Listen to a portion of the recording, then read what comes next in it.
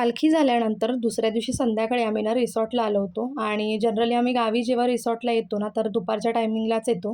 म्हणजे पूल पण भरलेला असतो आणि छान मजा येते, एन्जॉय करायला येते. पण यावेळेला आम्हाला थोडं लेट झालं होतं. काही घरातली कामं होती आणि त्याचबरोबर काही बागेची कामं होती, ती करून मग आम्ही उशिरा आलो होतो. त्यामुळे इथे काही एवढी गर्दी नव्हती आणि पूलमध्ये जायच्या आधी मी थोडंसं म्हटलं चला शूट करूया, शेअर करूया तुमच्यासोबत. कारण सकाळपासून काही व्लॉग शूट केला नव्हता मी. आणि आज संध्याकाळी ना आईकडे सुद्धा जायचं आहे, माहेरी जायचं आहे. त्यामुळे म्हटलं चला थोडंसं एक एन्जॉय करून येऊया आपण.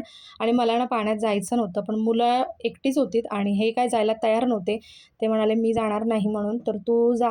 मग त्यामुळे मी फायनली मी उतरली पाण्यामध्ये आणि मला पर्सनली अजिबात आवडत नाही रिसॉर्टमध्ये वगैरे इतकं फार जायला. म्हणजे माझा काही संबंधच नाही त्या गोष्टीशी असं वाटतं मला. कारण स्लाईड वगैरे असतात त्या मी कधी ट्राय करत नाही. मला खूप भीती वाटते. त्यामुळे असं वाटतं मला वेस्ट ऑफ मनी आहे. पण ठीक आहे, गावच्या ठिकाणी चालतं. कारण हे स्वस्त्यामध्ये पॅकेज मिळतं त्याच्यामुळे ठीक आहे. आणि खूप स्वस्त असल्यामुळे ना गावी जेव्हा जेव्हा आम्ही येतो तर आम्ही रिसॉर्टला जातोच. कारण मुंबईच्या ठिकाणी ना रिसॉर्टचं वगैरे पॅकेजेस असतात ते खूप महाग असतात आणि गावी तासावरती खेळणं असतं त्याच्यामुळे चालतं ते.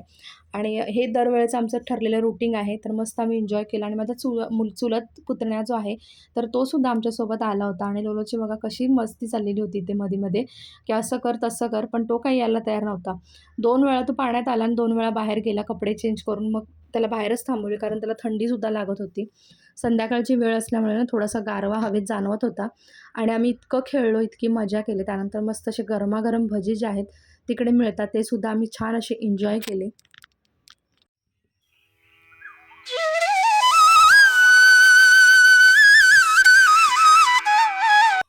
त्याच दिवशी मग संध्याकाळी आम्ही आईकडे आलो आणि त्यानंतर हा दुसऱ्या दिवशीचा व्लॉग आहे, ज्या दिवशी आम्हाला मुंबईला निघायचं होतं. तर सकाळी मस्त असं उठणं झालेलं आहे. कारण कितीही ठरवलं ना मनात की थोडं उशिरा उठावं किंवा आराम करावा. आईसुद्धा सांगत होती थोडा वेळ झोप म्हणून. पण काय जाग येतेच येते कितीही ठरवलं तरी. गावी आपल्याला अलार्मची अजिबात गरज पडत नाही.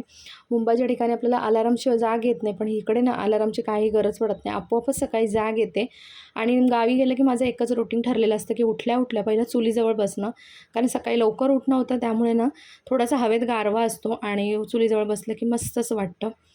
गावी आल्यानंतर आवारात फेरफटका मारला नाही असं होऊच शकत नाही. तर फेरफटका मारत असताना पप्पांनी मला सांगितलं की हे जे झाड आहे आपोआप उगवलेलं आहे, मोहरीचं झाड आहे. आणि मी पहिल्यांदाच पाहत होते त्यामुळे खूप निरखून पारखून पाहिलं. त्यानंतर थोडंसं ह्याचा जो आहे आंब्यांचा अहवाल घेतला, पाहिलं की किती कैऱ्या वगैरे आल्यात. त्यानंतर आज होता बुधवार आणि मस्त असं नॉनव्हेजचा बेत होता. लास्ट टाईम जेव्हा मी गावी आले होते तर चुलीवर स्वयंपाक बनवला होता आणि हे मुंबईमध्ये होते तर त्याने व्हिडिओ पाहिले होते आणि ते म्हणाले यावेळेला मी गावी गेल्यावर मी पण काहीतरी चुलीवर बनवणार. त्यामुळे त्यांनी इकडे ऑमलेट बनवायला घेतलेला आहे. प्रज्ञासाठी आणि लोलोसाठी ते मस्त असं ऑमलेट बनवत आहेत. त्यांना फार काही चुलीचा एवढा एक्सपिरियन्स नाही, त्यामुळे आम्ही त्यांना थोडीशी चूल जी आहे ना ती कमी पेटवून दिलेली आहे. नाहीतर म्हटलं हात वगैरे भाजून घ्याल, पण त्यांनी छान असं बनवलं होतं. आणि बघा फुकणी वगैरे एकदम स्टाईलमध्ये त्यांचं चाललं होतं ऑमलेट बनवणं. आणि मी इथे त्यांना माहितीच नाही, मी शूट करत होती.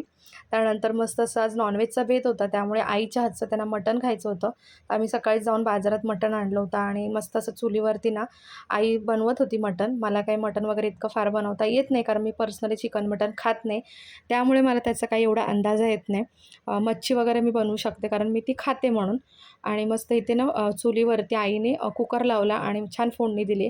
आणि मटण असलं आणि त्यासोबत वडे नसणार असं होऊच शकत नाही.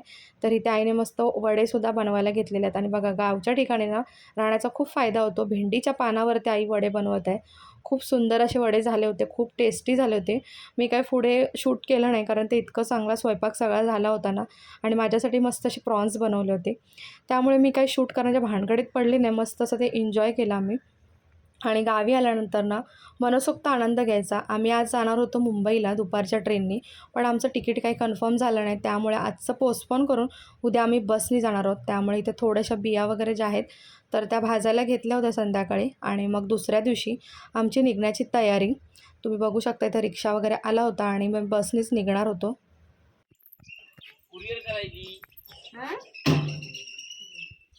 चलो चला पप्पा. बाय. चलो बाय. चलो ला मग आजचा व्लॉग जो आहे तो सुद्धा मी इथेच एंड करते. आणि आमचा मुंबईचा परतीचा प्रवाससुद्धा सुरू झालेला आहे. आता आपण मुंबईचे व्लॉग घेऊन पुन्हा भेटू एक छानशा व्हिडिओ सहित. तोपर्यंत स्वतःची काळजी घ्या आणि मस्त खात राहा, एन्जॉय करा. बाय.